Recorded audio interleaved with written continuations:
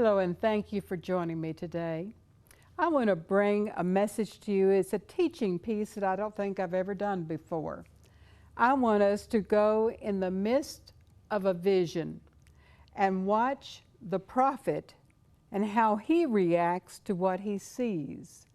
And I'm talking about Isaiah. And so I'm going to title my message today, I Tell You What I Saw. I just tell you what I saw. Isaiah chapter 53, verses 2 through 7.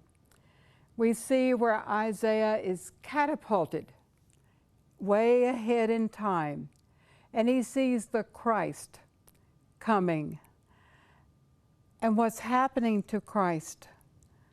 And he puts himself so into this vision that we began to identify with him. And I want us, you and me today, I want to come and stand along beside Isaiah. Will you stand with me today as we get into this vision that he saw? Isaiah 53, beginning in verse 2. For he, the coming Christ, shall grow up before him, God, as a tender plant and as a root out of a dry ground. Now, folks, the dry ground was the appearance of what he was seeing way out there. And he saw the ground, the spiritual ground, dry. There was no life in the spiritual ground.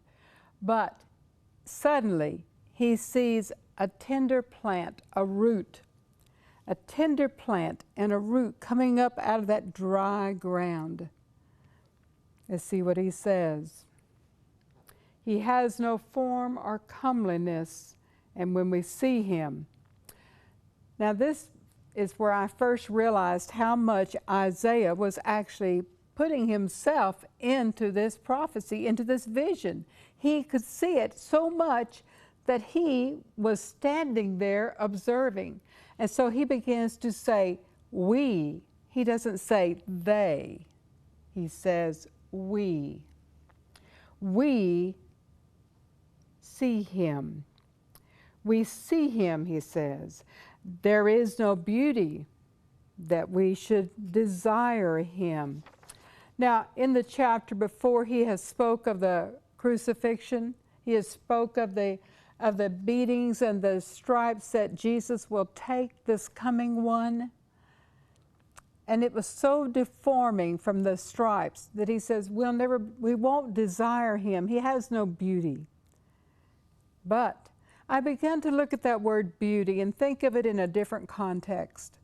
And I thought, you know, sometimes we don't desire Christ because we don't see his beauty. What we see are so often the beauty of the movie stars, the athletes, the singers, the magicians, and the musicians. We see their beauty, but we don't see Christ and his beauty. And so therefore we don't desire him. We follow after and they become our idols, all these others. We declare them as beautiful people and we try to model after them. Whatever they're wearing, we want to go get that too. Whatever they're eating, we want to go eat that too. We desire and we follow after them, but we didn't do that with Christ. This is what Isaiah is seeing when this form comes out of this dry ground. Verse 3, he is despised and rejected by men. He's seeing this man and he says, look, they're despising him and they're rejecting him. A man of sorrows and acquainted with grief. This is what he sees, watching this man, Jesus. He's a man of sorrows. Oh, and he's acquainted with grief. He understands grief. And we, Isaiah still has himself in the midst. We hid, as it were, our faces from him. We despised and we did not esteem him, meaning we didn't respect or admire or value him. Surely, truthfully, he has borne our griefs and carried our sorrows, yet we didn't value him. We esteemed him stricken, smitten by God and afflicted. We didn't value him. We thought God was punishing him. Look at that vision out there, folks. Here was Jesus, and we hid our faces from him. We thought God was punishing him, or he would have been taken off that cross for sure. Verse 5. But, in other words, but let me tell you what I really know happened right there. I saw what happened, and I know what's going on, he says. He was wounded for our transgressions. He was bruised for our iniquities. The chastisement for our peace was upon him, and by his stripes we are healed. Look at him out there. And by his stripes, well, we're healed. And he uses the word are healed. And it's more than just the physical. I believe it is the whole body that is healed, our mind, our body, our soul. And I love to take teaching moments, so let me have a teaching moment with you. It's in 1 Peter 2:24.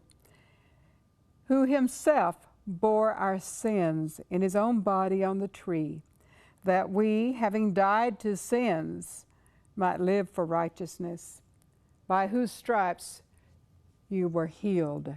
You were healed. Now, when I was growing up, I used to wonder, Isaiah said you are healed. Peter said you were healed. Which is it? Well, both are correct, because look at the time frame. Isaiah is standing here looking at what took place years down the distance, and he will never live in that time zone. But he sees it. And he says, when that took place, why, you are healed. Peter witnessed it. Peter says, when Jesus took those stripes, we were healed, folks. It is the difference of which side of the cross we're looking at it in the story. Both were speaking from their timetable, the same words, the same story. Isaiah says, you're going to be completely healed. You are healed. Peter says, yes, it did happen, and we were healed. Wow. How awesome, such a possibility of a miracle for the future, which we know has come and has taken place. Now back to Isaiah's vision in verse 6. All we like sheep, he puts himself still in this vision. All we like sheep have gone astray. We have turned every one to his own way, and the Lord has laid on him the iniquity of us all. He sees that all of our burdens, all of our sins are laid straight upon this man, this tender root that would come up out of a dry ground. He sees it. And he speaks of, we like sheep have gone astray. He is talking to shepherds. So many of the people of that time, they had shepherds, and they had their sheep, and they understood this language. And he knows that anytime we as sheep go astray, we leave the sheepfold, the safety, and those sheep are destined for sure and certain death. And he said, that's what we're like. That's what I see the people. They're like sheep that left the sheepfold. There's no shepherd. Verse 7, talking about Jesus. He was oppressed and he was afflicted, yet he didn't open his mouth. He was led as a lamb to the slaughter, and as a sheep before his shearers is silent, so he opened not his mouth. He wasn't ever to be our rock star. He wasn't ever to be our movie star. He wasn't ever to be the TV idols that we so often look at. No, Jesus was much more than that. Isaiah the prophet said, he himself saw it. He said, I stood there and this is what I saw. I tell you what I saw. I saw this man that was acquainted with sorrows and grief. I saw him rise up in a time of spiritual drought in a dry land. And he was obedient to God all the way to the cross. What a prophetic-like ministry that God gave to Isaiah at that time to give to us today in word. You see, Isaiah saw something that he would not live in to see in his lifetime, but he saw it way out there. Peter witnessed it, and Peter confirmed what Isaiah saw. But folks, my spirit today too, I confirm what both of them saw. Jesus lives today in my heart. I hope he lives in your heart. Oh, how he wants to. My mind couldn't leave this verse, Isaiah 53:8. And who will declare his generation? Isaiah asked each of us, the generations that would come after that cross would take place, generations he saw would continue on. Who will declare about that tender root that came up? Who will declare to each generation?